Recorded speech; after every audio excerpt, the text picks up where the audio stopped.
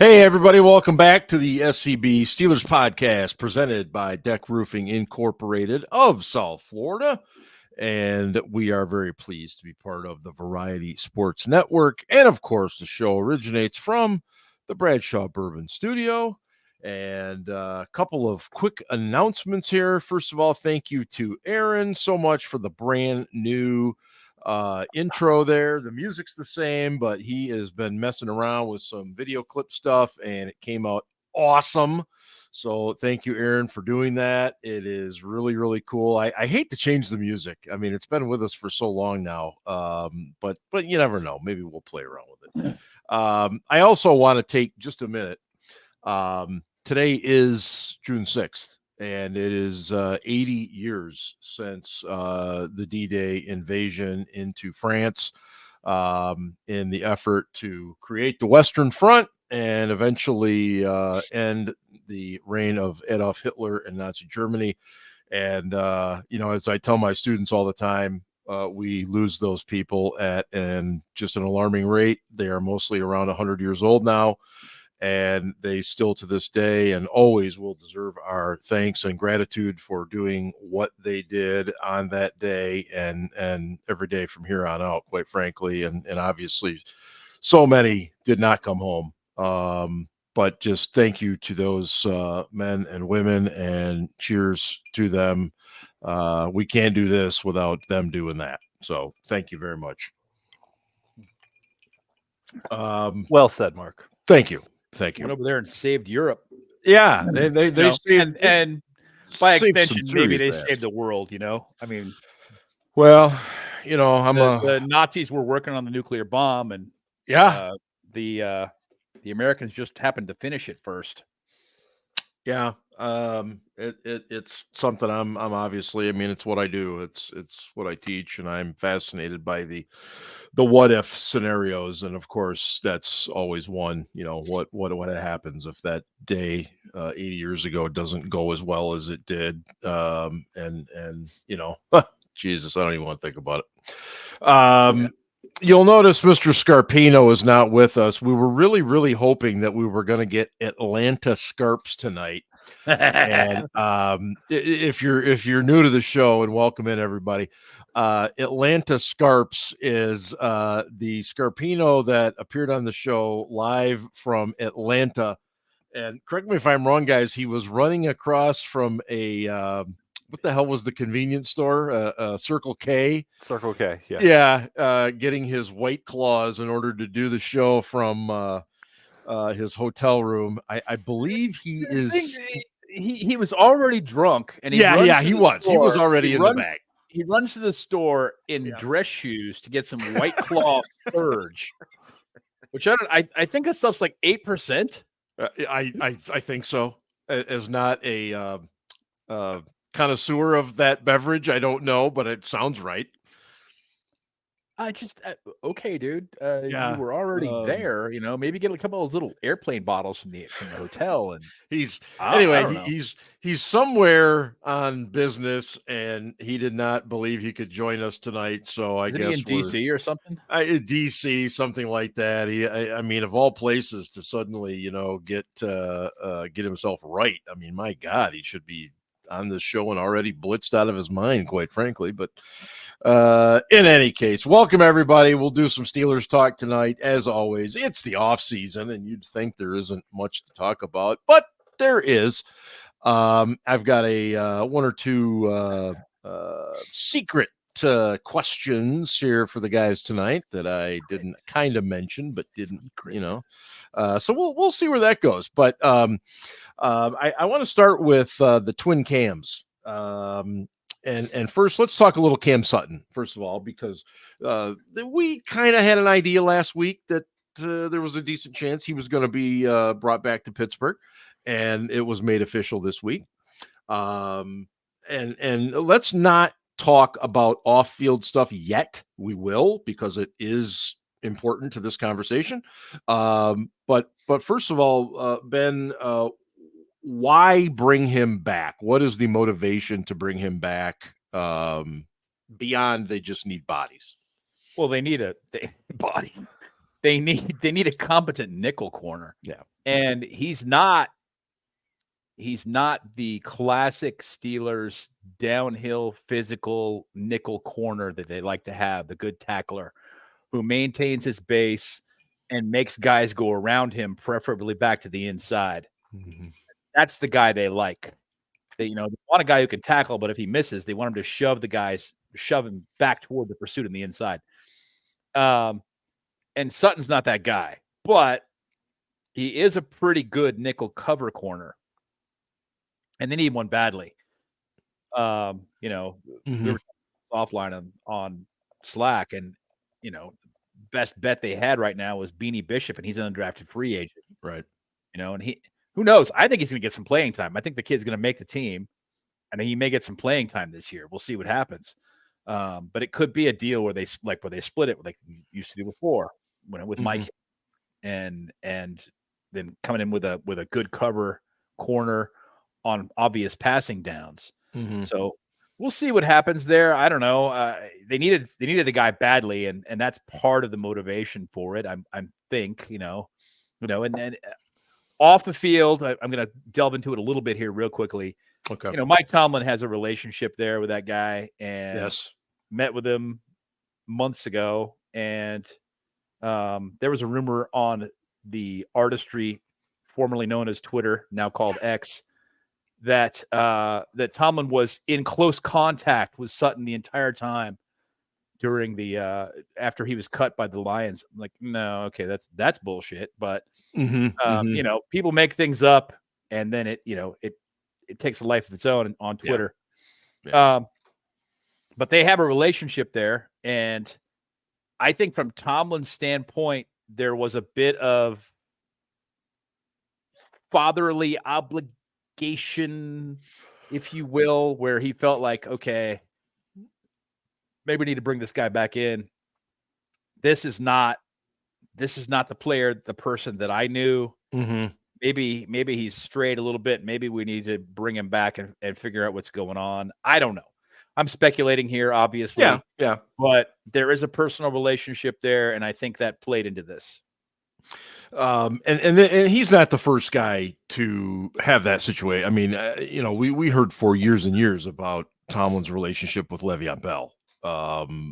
So this is not a surprise at all. Ian, I want to ask you more of a schematic thing, and you can obviously feel free to talk about Sutton in whatever way. But one of his problems in Detroit last year was he was on the boundary, and he just did not look good. Well, I'm going to throw it to you. I don't want to talk anymore about it. What do the Steelers do that can take advantage of his skills if and it looks like they will use him in the slot? Yeah. So Sutton does not have great long speed. So asking him to turn and run with a guy 30 yards down the field is not his strong suit. Right. And that wasn't Mike Hilton's strong suit either. And anytime Mike Hilton had to cover down the field, he was trash. But Mike Hilton was so aggressive out of the slot, you couldn't take him off the field. Hey, Andrew, welcome. Buddy of mine from college. He's a buddy of mine from college. Yeah. So he usually listens to the show later, but was able to tune in tonight. He was on the live draft show too. So cool. At any rate, but Sutton's long speed is not his strong suit. So yeah, I'm going to interrupt you just for a minute. That's fine. That's fine. We have a comment from viewer Steelers Freak. I was waiting to see Tomlin driving Sutton in a white Bronco with choppers and cop cars chasing them with Mike on the cell phone. Obviously, we have a situation here. Obviously. This is Tomlin, damn it. Oh God. Anyway, wow. I'm very sorry. All right, to interrupt Steelers freak, amazing comment. Yeah. Okay. But they can move Sutton into the slot and they can kind of strategically use him on the outside. He's actually pretty good on the outside on on shorter routes, on curl routes, on routes out to the boundary, in even zone.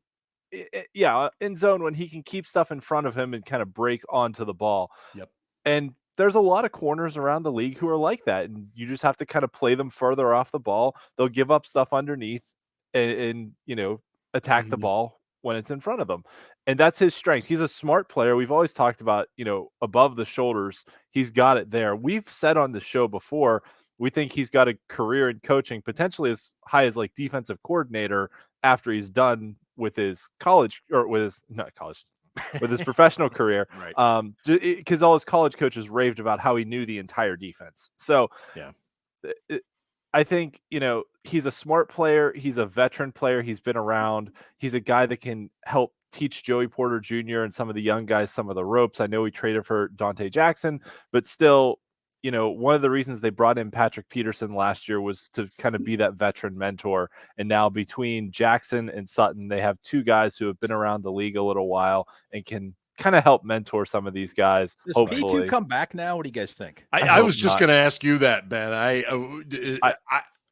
I would take Sutton over Patrick Peterson. I mean, for sure. Yes. Peterson couldn't cover or tackle. Again, I'm not talking about on-field stuff. I mean, off-field mentoring type presence. Do you bring that guy back? No. I don't. Not unless there's an injury in camp or something like that. Right. Yes, that's a very fair point. Yeah, I don't know where he fits now is the thing. I mean, if you're going to have like a fifth corner, that guy's got to play teams. And Patrick Peterson's not playing teams at this point in his career. Would you guys agree that Peterson actually played like decently when he had to kind of move around to safety a little bit? I thought he was a lot better as a free safety. Way better. Yeah, I like he just had stuff in front of him. He didn't have to turn and run anymore, and didn't have to, He could use his smarts and put himself where it needed to be to make a play. And I'm not suggesting he was great, but I just felt like he was a little more competent. He was a lot more effective. I agree with you. Yeah. But we have a free safety who happens to be an all-pro, so sorry. No argument. Yeah, this is a good point by Claude over in the chat too. Getting Cam Sutton for the veteran minimum is a really good deal. Absolutely. So, yeah. Yep. No, it is. It's easy out for the Steelers, basically, in that sense. Now, in terms of the off-field, now I just want to preface by saying, and I said this in the article I wrote today, everything I've ever heard about Cam Sutton has been positive. He good person, says good things, all that. I know Hall of Famer Rick, a friend of the show here, has spoken glowingly of him in the events that he's done with Cam. But obviously there was a misstep here, and it looked a lot worse. He's been charged with misdemeanor battery. So this is not a felony, but Ben, is he going to get suspended still? Yeah, for sure. He'll get suspended because of the optics involved in it. And that's fine. I mean, he probably deserves it. I think, and this is my whole take on it, and I defended this all day yesterday. And then I watched Cam speak to the press, and I was like, you idiot. Why couldn't you just say nothing? Just no comment would have been better than what you said, you fucking idiot. But I think there's more to the story here that we're never going to know. I look at it. Okay, there was a 2-week manhunt for Cam Sutton. Then when they caught him, the DA charged him with 1 misdemeanor. It's like, really? You don't do manhunts for misdemeanors. If there was substantive evidence, that there had been strangulation, he wouldn't have gotten into an adult deferment program. He wouldn't have gotten it. Right. Because the DA wouldn't have approved it, the judge wouldn't have approved it. They would have been like, no, dude, that's a felony. You're not going to adult deferment. That's not happening. Okay, so I don't necessarily believe the affidavit is what I'm telling you. I think that when they were presented with the evidence, the DA and the judge both went, okay, something happened here. We got a he said, she said thing.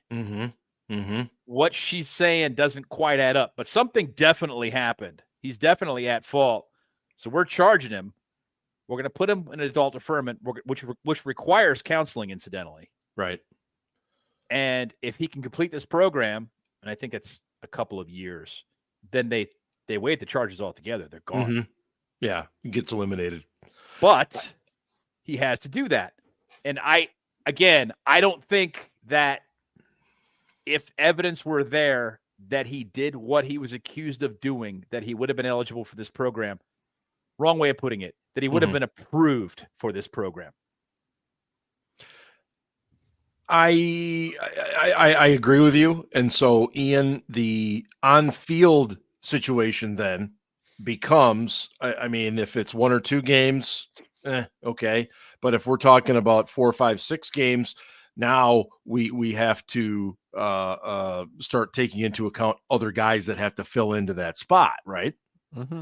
Yeah, and I think Ben's right. I think he'll get suspended because of the optics, but I mean, given the NFL's track record on these suspensions, I mean, even looking back to Roethlisberger, right? I mean, he had very serious accusations against him and was suspended 4 games. I mean, it was 6 appealed down to 4, but still, right? Ray Rice's original suspension before the video came out, I think, was 2 games. Yeah, before the video, he went from 2 games to banned from the NFL, basically. Yeah. When the video came out, so the NFL has never been consistent. But they've also never taken an extremely strong stance on these things. I mean, Deshaun friggin' Watson only got 8 games. Right. Yeah. I mean, he was also didn't play for a year because of, the Texans were like, no, we're not playing this guy. But, but the league paid. Right. But the league penalty for him was only 8 games. So when you consider the mountain of accusations and evidence against Deshaun Watson versus Cam Sutton, I'm not saying what Cam Sutton did was okay. I'm just saying, thinking from a when you do a comparison, right? When you do a comparison, it's hard. I have a hard time seeing him get more than 4 games. I feel like 2 to 3, 2 is probably about the number I would expect. I wouldn't be shocked by 3, but we'll see what happens. And to some of the comments in the chat, you're right. Nobody really knows exactly what happened here. And there are any number of avenues this can go down. And believe me, I'm not a lawyer, and I'm not going to play one on this program. But this could go a million different ways. But the NFL has been very, very clear with any forms of domestic violence that they're taking it seriously. Now, when they say we take it seriously, that's where the subjectivity comes in with the suspensions and stuff. So we'll see. I think it's in terms of the on-field, it's a low-risk signing. You're getting a guy that knows the facility. He knows the people. He knows the Steelers. Okay. And he knows Terrell Austin in the defense. So I think it's a very low-risk thing. If you get some good things out of him, then it's worth it. And if you don't, then you're really not out anything. And let's call a spade here. This is not the first player that the Steelers have brought in with a checkered past. We brought in Michael Vick, for crying out loud. Like, and great point. I mean, Vic, that was a long way after that. It was a long way, but it was still in his past, and that ruffled a lot of feathers in the fan base. For sure, it did. Yeah. But the guy admitted prison. That impressed me about Vic, since we're talking about it, is, and he still does it now, is he was still doing outreach work at that point, even after he'd satisfied the court requirements, and he still does it. And basically the point he's trying to make is, I was never taught to love animals as pets. And so I'm trying to impart that to kids now. And I know he's trying to make up for it in his own mind. I get that. And he never will. But it's cool that he's trying. I appreciate the effort. You want people to own their bad behavior and change, right? Yes. And here's a guy who did. So let's acknowledge that. I understand you're upset. I'm fucking upset too. I wouldn't let him pet sit my dog. No. But the guy's trying to be different. Let's acknowledge that. That's all I'm asking. Right. And that's all I can ask for. The other Cam of our twin Cams, of course, is Cam Heyward, who did, in fact, report to OTAs this week. And again, I want to stress they are voluntary still until the mandatory minicamp next week. But he's always attended them. So when he didn't show up for this early onset of the OTAs, it was a little surprising. But he's back, and he made it very, very clear that, hey, we're working on things, but we're not really that close. And Cam was working while he wasn't at the facility. He was God, yes. It was not like he was eating bonbons and watching. He was making the Real team Housewives. think about what it would be like if he was gone. That's it. Yeah, and That's it. And I'm sure he's got an agent that told him, you should probably do this.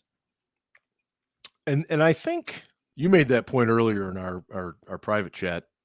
And I think people forget that these guys are very much entrenched with their agents. Oh, yeah. And those agents dictate a lot of what they do and a lot of what they say. And they advise them. Dictate's the wrong word, but they advise them strongly. But at the end of the day, the agent works for the player. I'll go with advise strongly. Yeah. Okay. Yeah.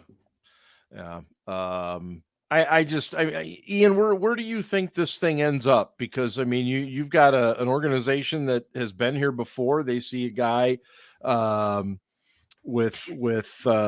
35 years old and coming off 2 surgeries over the last 5-6 months, but the guy himself feels like he's still one of the top players at his position. So where does this go?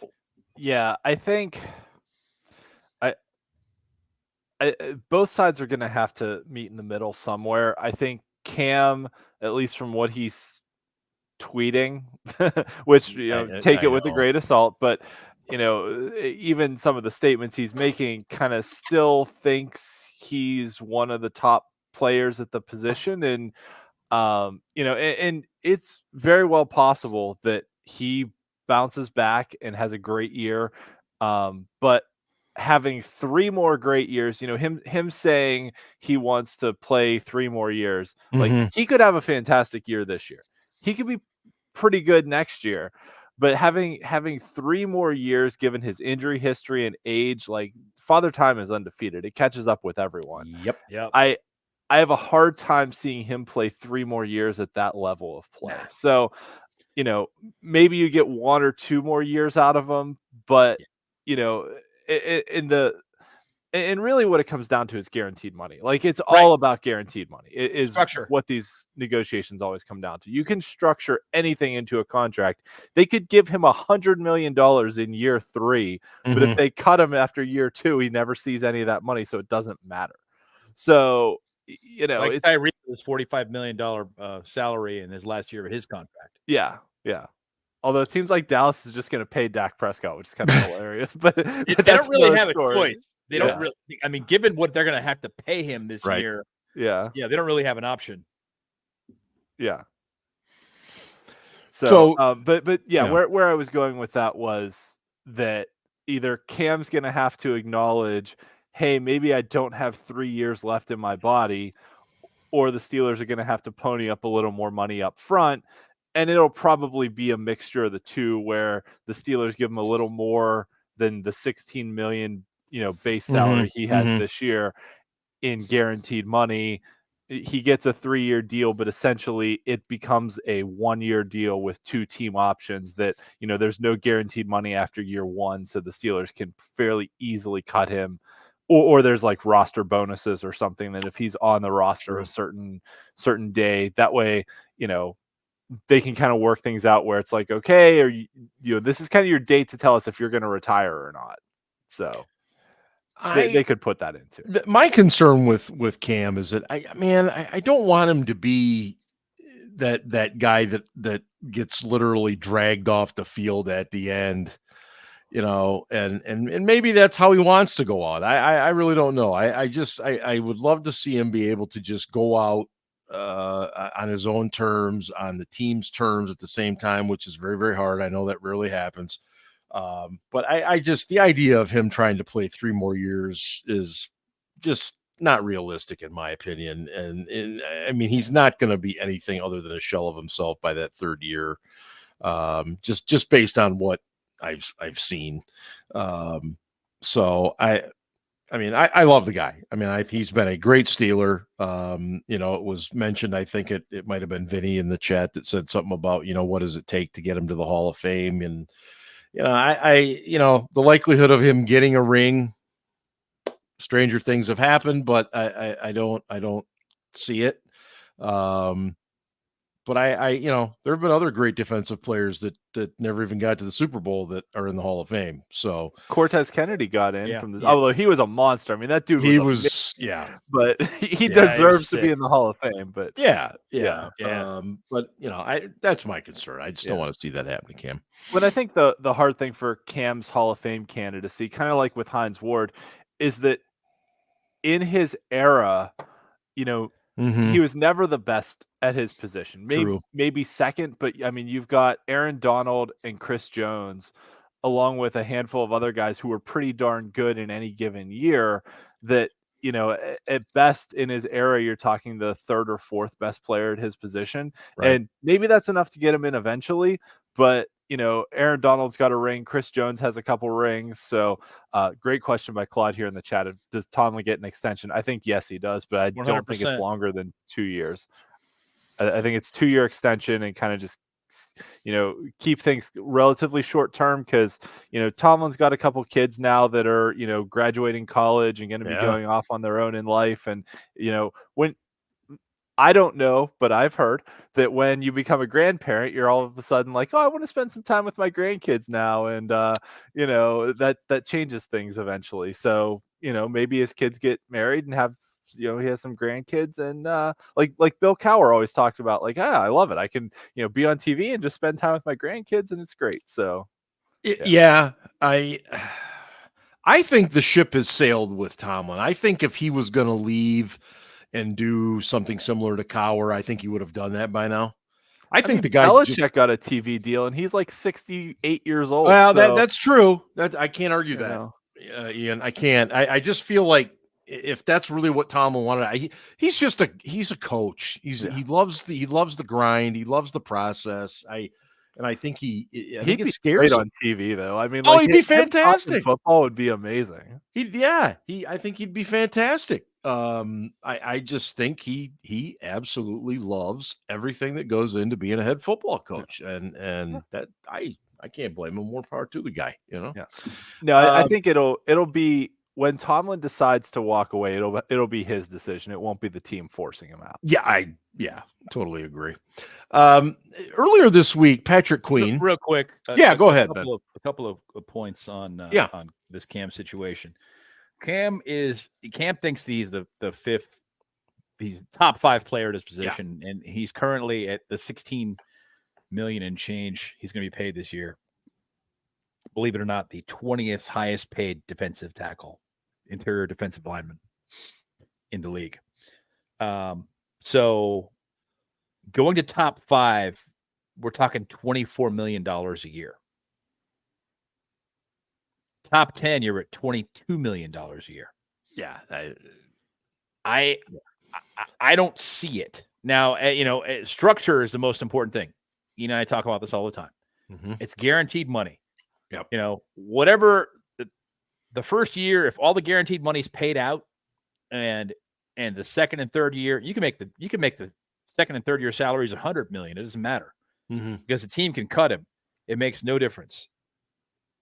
So the average per year here isn't the big thing. It's structure. It's always structure.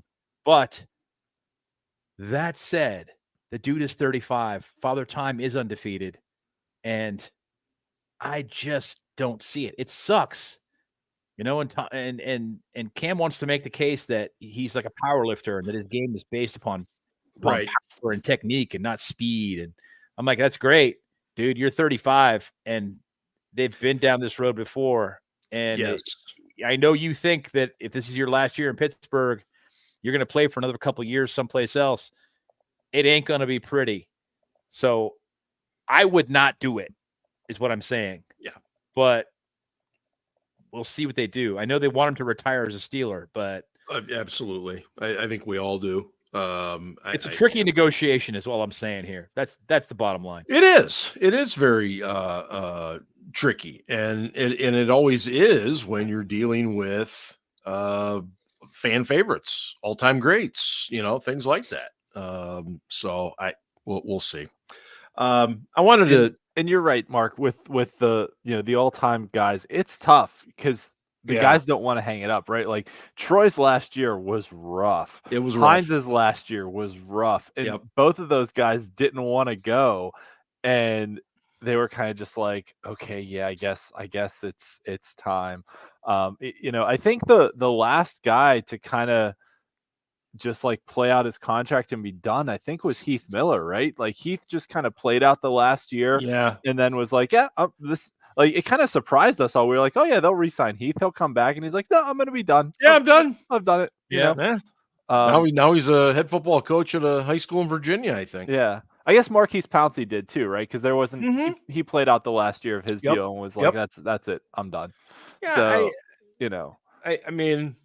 Do I understand why so many of these guys hang on so long? I do, but I also see why they shouldn't. That too.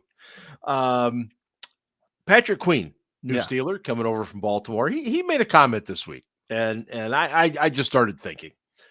He said that he prefers it much better here than in Baltimore. I mean, I don't think any of us need him to tell us that. Who wouldn't? He's talking about food. Well, yeah. But it got me thinking about just the idea that we hear all the time about guys wanting to come and play for Mike Tomlin or come and play for the Steelers, all this stuff. Somebody who Micah Parsons this week said something about it. If Micah Parsons wants to come play with us. Hey, come on over, Micah. Fuck that guy. But every time he speaks, he sounds fucking dumber. Like literally, the guy needs to shut the fuck up. He's a great player. He's a great athlete. He should, but he's also a dumbass. So my question is this: do you guys like the fact that so many players want to play in Pittsburgh, or would you kind of prefer it that maybe not so many did, and maybe it was more Belichickian that it takes a certain kind of guy to want to play in a certain spot? What I'm getting at is I think you need a certain level of discomfort or fear when you go to a place, an uncomfortableness there. And Tomlin, everything is so welcoming and wonderful and everything. I mean, is there enough urgency? I don't think that people want to come to play in Pittsburgh because they think it's easy. I think they want to come play in Pittsburgh because of Mike Tomlin's personality. One, two, because they believe he's a good coach. And three, he's popular. He's a star. Let's just be honest. Yeah. He is. So, there's a belief in Mike Tomlin. And when you listen to him going off in team meetings, and they take video of that. Yep. And according to Minka and TJ and Cam, that's just the way he is. Mike Mitchell talked about that too. He's like, that's just the way that dude is. Yep. He just tells it like it is. He does not care. He gives no fucks. Nope. He's just like, yeah, you're fucking up. Get it right. Yep. So I don't think that they like him because they think it's going to be easy and that there's a lack of urgency on his part. I think they want to come play here.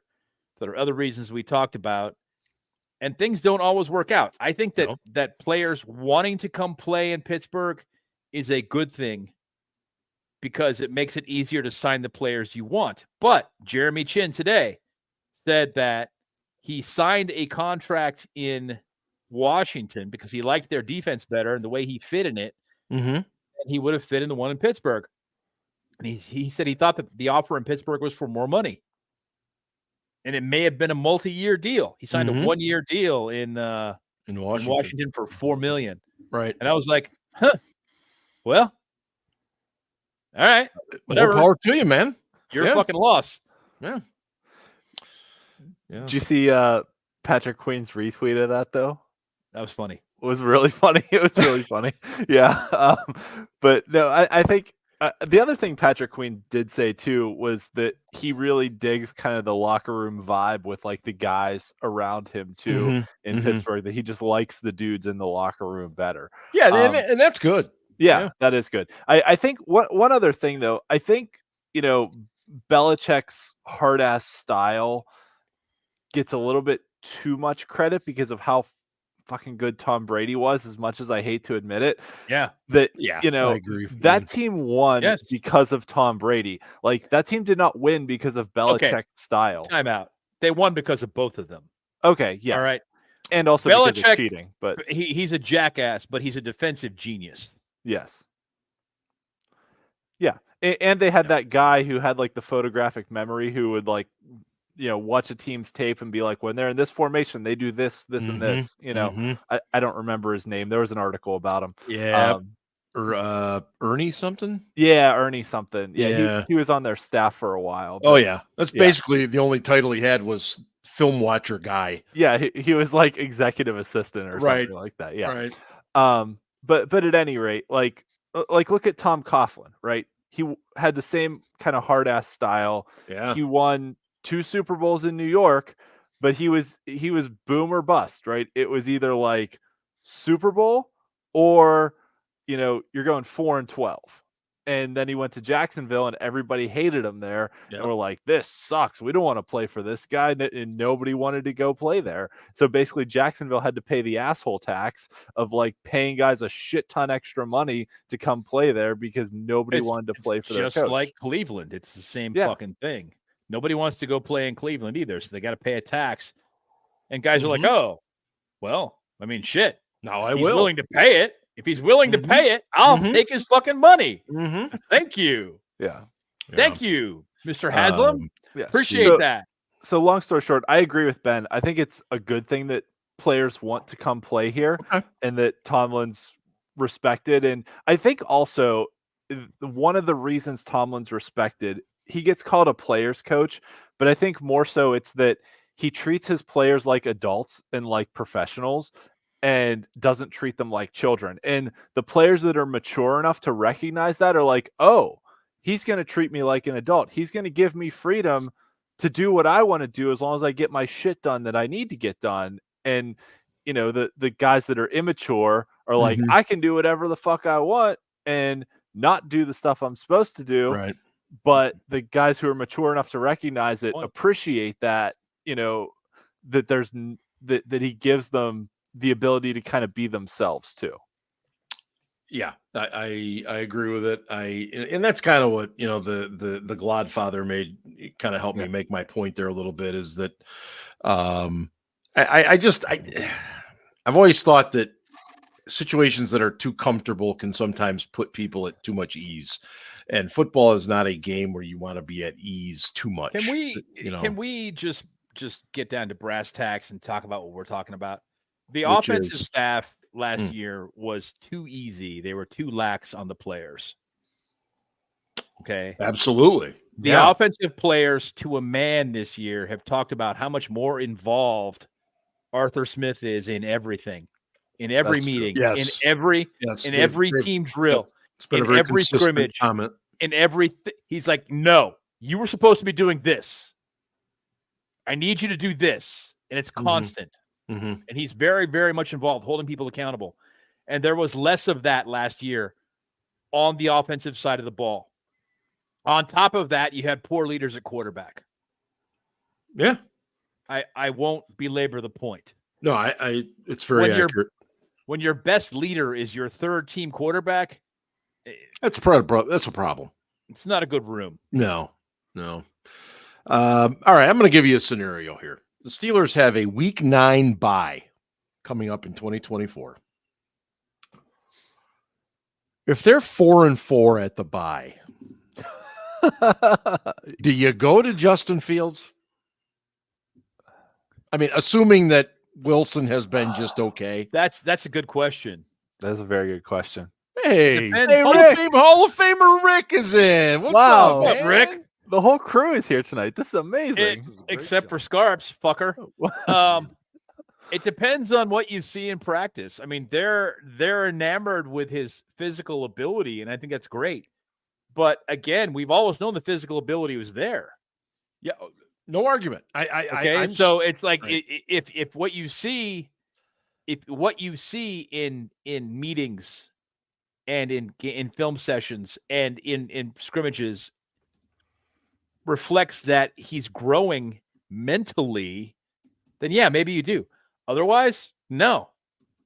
I think you let him sit and watch and pick Russ's brain for a year, and then you take your chances next season. And there's no guarantee that even sitting behind Russell Wilson for a year is going to make the light bulb pop on, right? And that he's going to be a good quarterback and fulfill his potential. I don't think that's it might happen, but I'm just looking at it from the Go ahead, Ian. Yeah.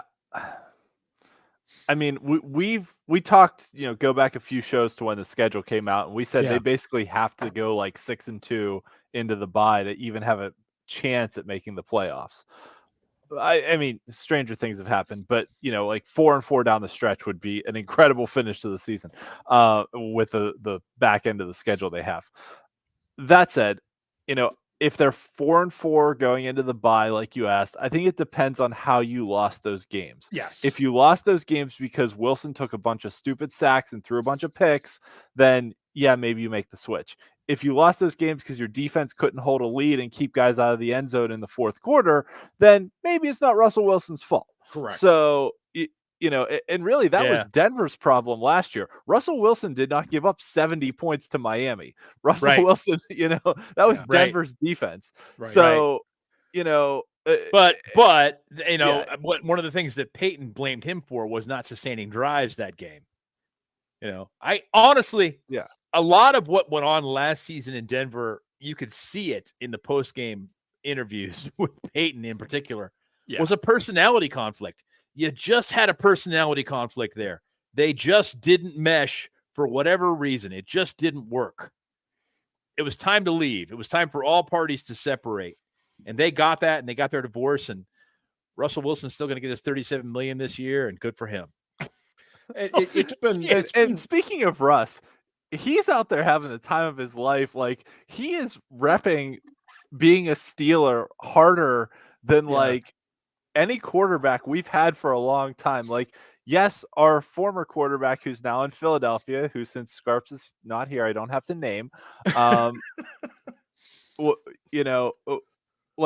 He showed up at country concerts and shotgunned a beer, but Russ is out there handing out jerseys to Zach Brown and going backstage with Kenny Chesney, like wearing Steelers gear and being like,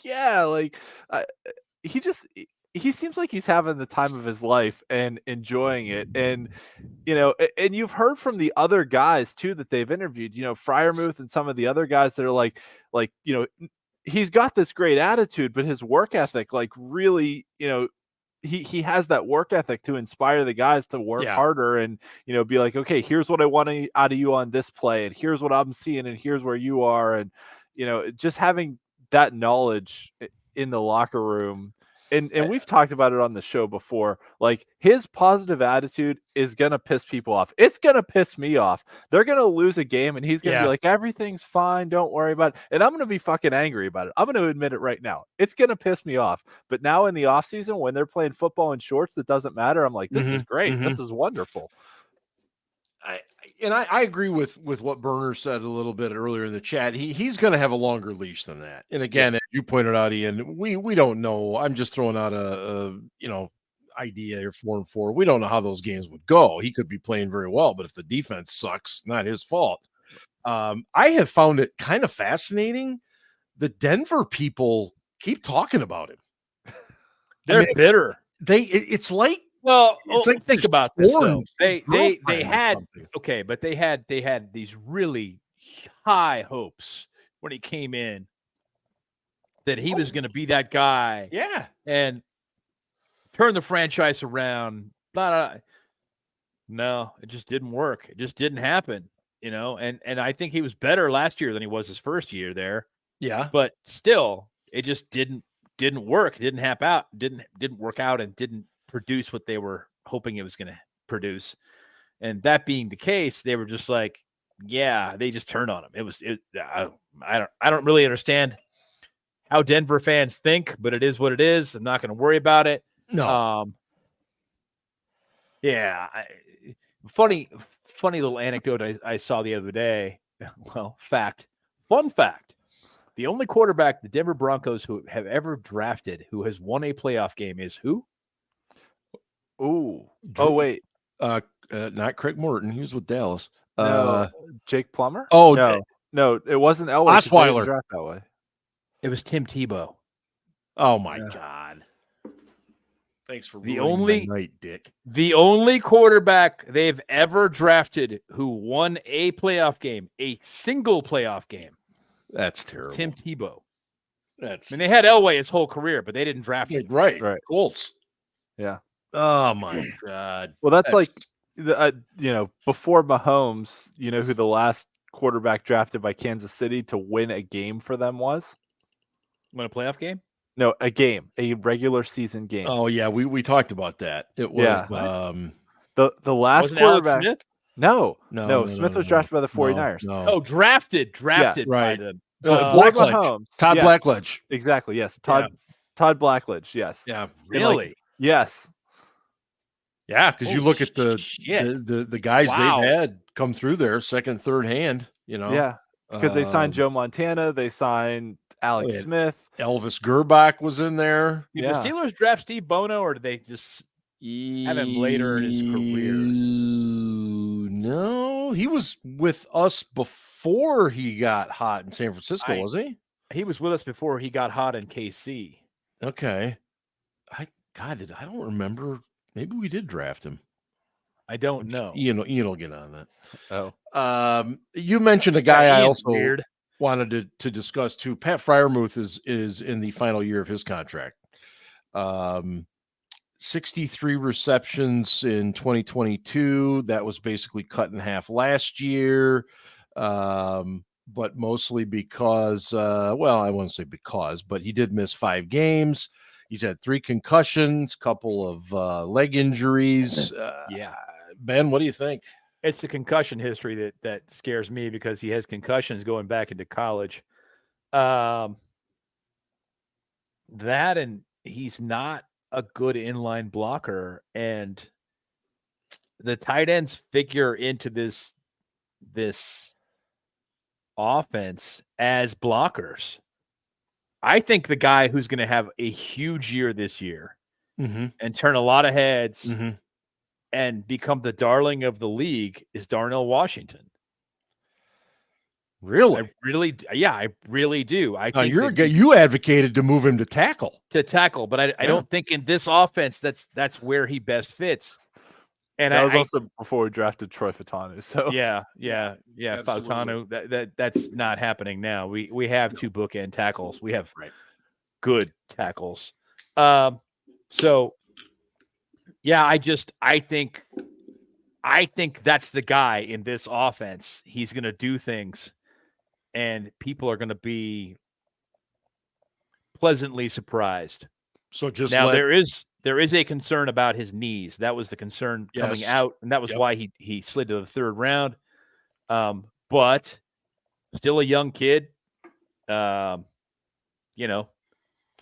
think you can speculate, because he's got 3 years left on his deal. Yeah, that's the guy they're looking at as the future in this scheme, not necessarily Freiermuth. So I don't think that Freiermuth is even a top 15 tight end. I know that's sacrilege because he went to Penn State, and you can't say that. Well, that's the problem. Yep. But he's pretty good at some things, but he's not good at all the things. He's not even right. Like he's not even sufficient. Ian, I want you to things. answer that question, and then I'll get to Berner's question. I'm sorry. What I was about Muth? What do you, so Ben is basically saying no. I would not give him a new deal. Wouldn't extend him. What are you? I mean, I would, depending upon the numbers. It had to be like a really team. Friendly deal. Yeah. Super team friendly. If you could extend Freiermuth for like 2 to 3 years on something middle of the road, I'd consider it. But also, kind of, I think not picking up. Sorry. I was typing an answer to Berner's question in the chat, and you were like, Ian, answer this question. I was like, fuck, what question? Oh, it's like catching the kid in class looking at his phone. Yeah. So, but for Muth, I think them not picking up Najee's 5th-year option, I think they want to wait and see how Arthur Smith's offense plays out. And A, if it works and they want to stick with it, and then B, who plays well in it, and then those guys are the ones you want to move forward with. But I agree the injury history is definitely a concern. Yep. I mean, you could go 2 or 3 years on something kind of middle of the road, but I definitely would not give him anywhere near like George Kittle, Travis Kelce money. Holy God, cow, no. God, no. And I wouldn't give him half of that. I'm sorry. No. He ain't that guy. No, I don't think so either. And I'll be very surprised that, and again, it'll depend on the numbers, but I don't think they do anything. I mean, I think probably if he's willing to take what Vance McDonald took like 5 years ago. Okay. Yeah. No, I think probably somewhere. I mean, if you could get Freiermuth somewhere around like 7 to 8 million is probably about the range. I would say I could see him asking for 10 to 12 million just because like Dalton Schultz got 12 million from the Texans. Cole Kmet got 12.5 from the Bears. Noah Fant got 10 from the Seahawks. So, I could see him asking for of those 4 guys, who would you rather have? Oh gosh. Yeah, I mean, and that's what I mean. Ben's point was, is Muth really even a top 15 guy? Well, okay, Cole Kmet. You said, I think you said Schultz and Noah Fant. I mean, would you prefer any of those 3 guys over what you have right now? Top. But no, actually, you started with number 11 with Noah Fant. Yeah. Okay. So, I mean, that's $500,000. Is this guy worth that? I don't think he is. I wouldn't do it. All right. Okay. To answer Mark's question, of those guys, I would take Cole Kmet because he's 25 years old and the other guys are 27, 28. So he's just got more years left. Yeah, I would go with that answer. Absolutely. But also Cole Kmet at 12.5 versus Noah Fant at 10 versus Pat, like Tyler Higbee, granted he's 30 years old, is at 8.5. So like Muth is at least as good as Tyler Higbee, if not better. So, that's probably your floor you're looking at is 7 to 8 million around there. But like Ben said, it all comes down to average contract value doesn't matter. It all comes down to guaranteed money and structure. Yeah.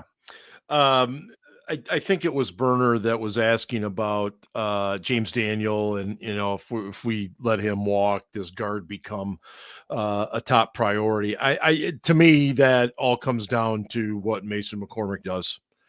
Also, you can find good guards in day 2 and day 3, early day 3 of that, like rounds 2 through 4. You can usually find a pretty good guard. Like, I mean, what's his name? Dotson, we got in the 4th round.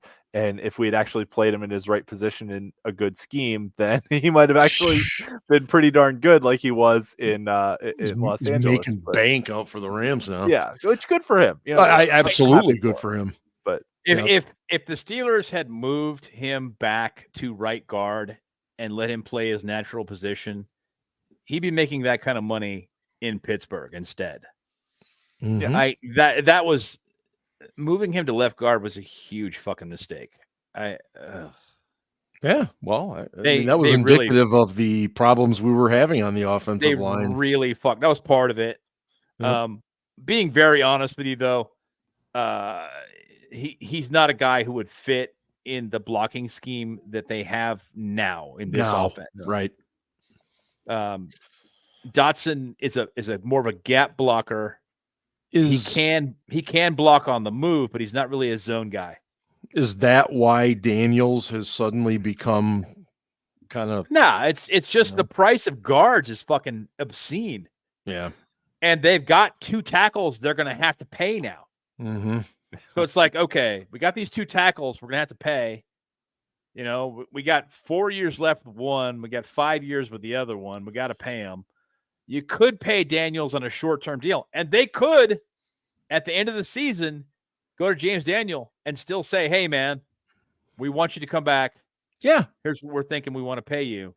And it could work out. By the same token, if he hits the open market, I think he's going to make close to $20 million. He's going to make a nice amount of money on the open market. And I think he has to know that.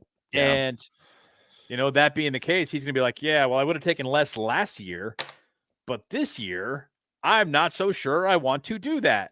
And again, my prediction is Joel Bitonio retires and he moves to Cleveland and he starts playing for them, which is going to fucking suck. Yeah. That's a pretty good prediction because I can see that happening. But my concern is this, and I'm not saying it's going to happen. Yeah. But McCormick was bashing the shit out of guys that were much smaller than him. Yes. You know, at the FCS level. The tape is fun to watch, but you have to have perspective. It is. Yep. But, you know, when you weigh 325 and the guy you're blocking weighs 230, yeah. You know, and he's also an FCS athlete as opposed to an NFL athlete.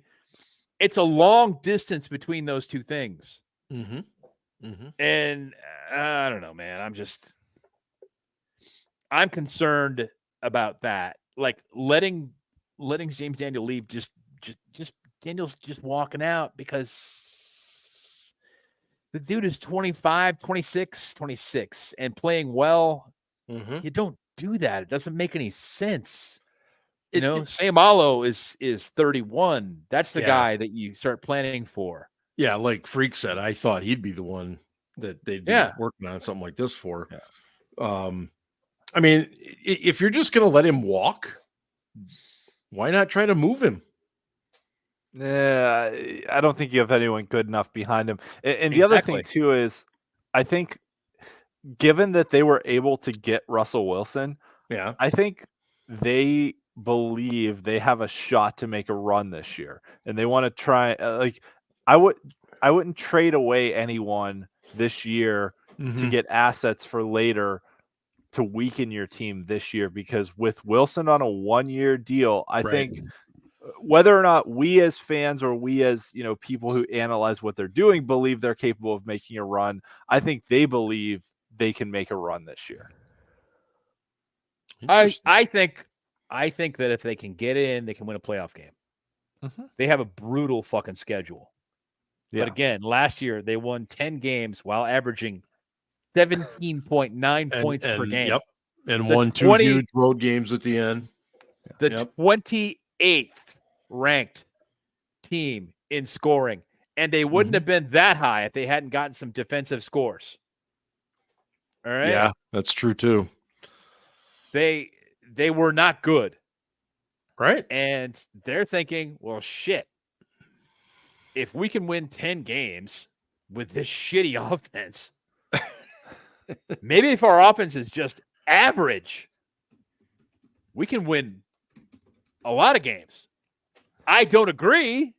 Right. I think, you know, they're going to be another 10-7 team and go to the wild card round and maybe win a game. Please win a fucking playoff. Oh, I know please. it. I know it. I never thought I'd get to that point, but that's where I'm at. That's it. You know, oh man, come on. Remember the 80s? How much that sucked? Oh, well, absolutely. I mean, it fucking sucked. I know. The game is past Noel by. He needs to go. He needs to go. He needs to get on with his own life work. He needs to get on with his life's work. Oh, God. I don't remember the 80s, but I was here for the 90s, so I'm younger than you guys. So I remember the late 90s were bad. The late 90s and early 2000s were bad. Actually, the early 90s, 91 was fucking horrible. Yeah. Before we How old were you in 91, Ian? 91? I was 5 years old. Holy shit. You have no recollection of that. Yes, I do. That was the year I went to my first game. I trust that Ian has recollection of that. I don't. That was Noel's last year, right? No, 92 was his last year. Super Bowl 30, you were 10? Yeah. And I'm still mad at my dad that he didn't let me go to that game. Even Actually, I remember didn't let me go. Have I told you guys this story about how I didn't get to go to that game? You have, but it's worth telling again, so tell it for the fans. Yeah. So as season ticket holders, when the Super Bowl comes around, like when they're in the playoffs, you have to decide whether or not to enter into a lottery, and you have to put the money up front for the Super Bowl tickets, whatever they cost, face value, right? So you go into a lottery, and you might get picked, you might not get picked. Mm-hmm. If you don't get picked, you can either take the money and apply it towards next year's tickets, or just take the money right back. Sure. But you go into a lottery. The only time we've ever won the lottery was Super Bowl 30. I was 10 years old. And they wound up making it that year. And so regardless of how many tickets you have, if you have 10 tickets, if you have 2 tickets, you get 2 Super Bowl tickets in the lottery. So we have 2 tickets. We got 2 Super Bowl tickets. Super Bowl is in Phoenix. My dad was like, I don't know if I can take him or not. I've been taking him to games for a few years, like he'd been taking me to games for a while. Like I've been going to games since I was 5 years old. Bud Ice. Rick, man. Ice. Okay. So, but it's my like mom, Budweiser was sugar. Yeah. but my mom didn't think I should go. So my dad took his brother, my dad's brother lived in Seattle. So my dad flew out to Vegas. His brother flew down from Seattle. They met in Vegas. They stayed in Vegas. They drove 3 hours down to Phoenix for the game, drove back to Vegas, and had a good time. And the Steelers lost the game. I had to watch it at home. And so years later, I go out. My wife's family is also from Seattle. So we go out to visit her family. We go over to my uncle's house for dinner because I'm in Seattle, so I might as well go see him. I walk in to his house in his front hallway. He says, "Hey, Ian, you see this over here?" He says, "This here's my ticket from Super Bowl, which was the one in Miami. Was it 10? Let's see. 9 was New Orleans. 10 was Miami. 10 was Miami. Okay. He went to Super Bowl 10 too. So he's like, here's my ticket from Super Bowl 10, and here's your ticket from Super Bowl 30. I got 2. I'm like, oh, I was like, So what you're saying, Ian, really, when it comes right down to it, what you're saying is it's your dad's fault we lost Super Bowl 30 because he didn't take me. Ultimately, that was that one decision. No, I mean, butterfly effect. Well, spread out, and we lost the fucking game. And here's what I'll say. I still to this day think I could have handled it as a 10-year-old. I agree. Also, me as a father having kids that are 13, 11, and various ages below that, my children could not handle it. So, but I think I could have handled it because I'd been going to games for years. I knew how to conduct myself at a game. But, maybe my parents knew more than I did, but this is turning into a really sad episode. Now we've got Rick talking about Sid Bream. Oh my gosh. Fucking Francisco Cabrera, career minor leaguer that he gets a hit off of Stan Belinda who couldn't throw a strike to save his life. Okay, sorry. At any rate, no, my mom and my parents made it up to me, so it's okay. Okay. All right. Yeah. They as longtime listeners to the show will know, my son had the opportunity to go to Rome last December. That's right. And his school choir got to sing for the Pope, which was really cool. And my parents helped pay for him and I to go on the trip. So So us going to Rome makes up for me not going to the Super Bowl. So I don't hold too much of a grudge. I don't know, man. Rome, the Super Bowl. Yeah. We lost. I mean, if we had won anyway, I'd be like, oh my whatever, God, Ian. it wouldn't even be. Yeah. If we won, I'd be like, Ian, suck it up, Buttercup. But we lost. Right. So I kind of think that maybe it's your dad's fault. Before we wrap things up, it wasn't Neil O'Donnell. It was Ian's dad. Ian's dad. That's what it was. No.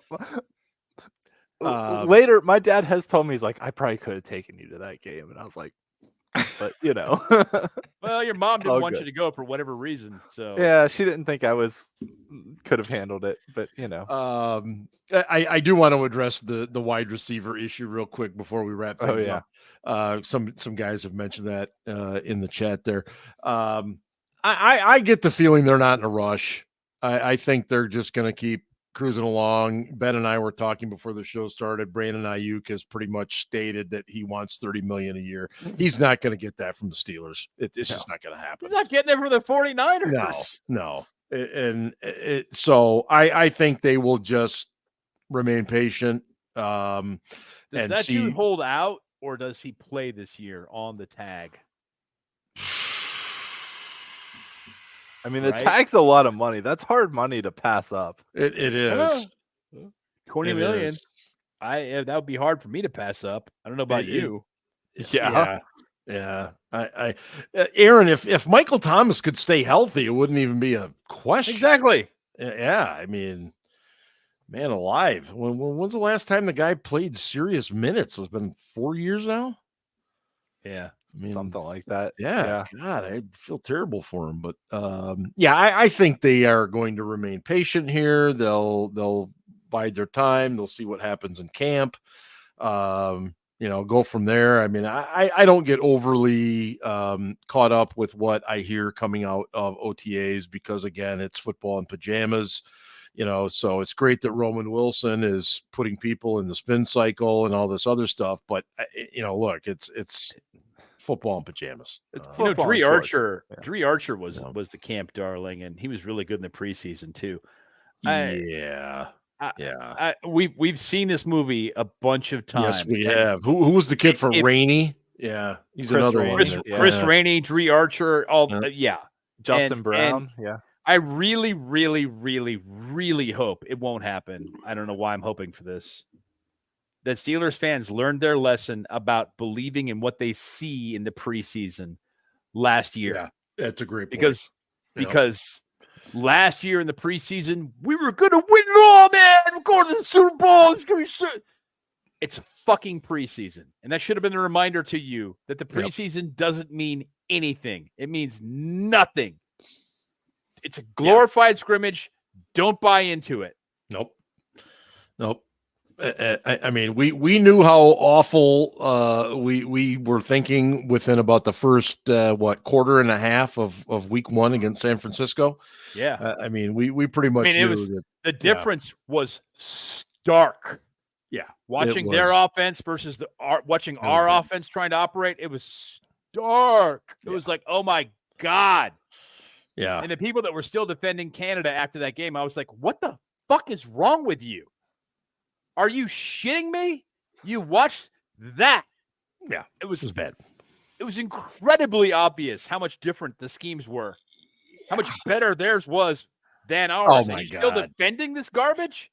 And I don't even think Shanahan got to page 2 of his play sheet either. Why would he? He was running right. He was running the same shit over and over and over again. Yep, because it was formation working. Around a little bit. Yep, it was working. Why would I not keep running the same thing? Agreed. Yeah. Anybody else got anything else before I close up shop for tonight? Yeah, I got one other thing. Yeah. I got to give a shout out to my buddy Denny, who listens to the show, usually not live, but later on. Yeah. So I played golf with him last week. Hey, Denny. And he queued up some tunes for our round of golf. Yeah. We were in a scramble, and we actually played very well. Our scramble group wound up, I think, 7 under par for the round, which is like, I've never even touched that as an individual. But you guys no, we had some other guys with us who could just pound the shit out of the ball. Oh, there you go. Which helped us a lot. Perfect. It was a 4-person scramble. So yeah. But at any rate, so Denny queued up some music, and the first song he queued up was the Randy Orton theme song. So Aaron asking the question last week about our favorite wrestlers, and then me telling the story about the Randy Orton music, and then Denny plays the Randy Orton music for me as I'm about to like tee off on the first hole. I smacked that. We were on a par 3, but I full circle. I hit a great shot. That was the best hole I played all around, actually, was with the Randy Orton music. So thank you, Aaron, for the question. Thank you, Denny, for the amazing music to play golf to, and for having me out. And that's great stuff right there. Yeah, it was good stuff. Yeah. So cheers, Denny. Absolutely. Hey, thanks everybody again for being with us on a June evening when there's very little going on. The Steelers will have mandatory minicamp next week. And we'll plan to be right back here on Thursday night, and hope you are here with us. Make sure you check out the website, steelcityblitz.com. Subscribe over on YouTube to the podcast. That would be wonderful. And all that other stuff. And again, thanks so much to everybody that's with us live and or checks in when you have time. We love it. For these guys, I am signing off, and hey, go Steelers. Ravens suck.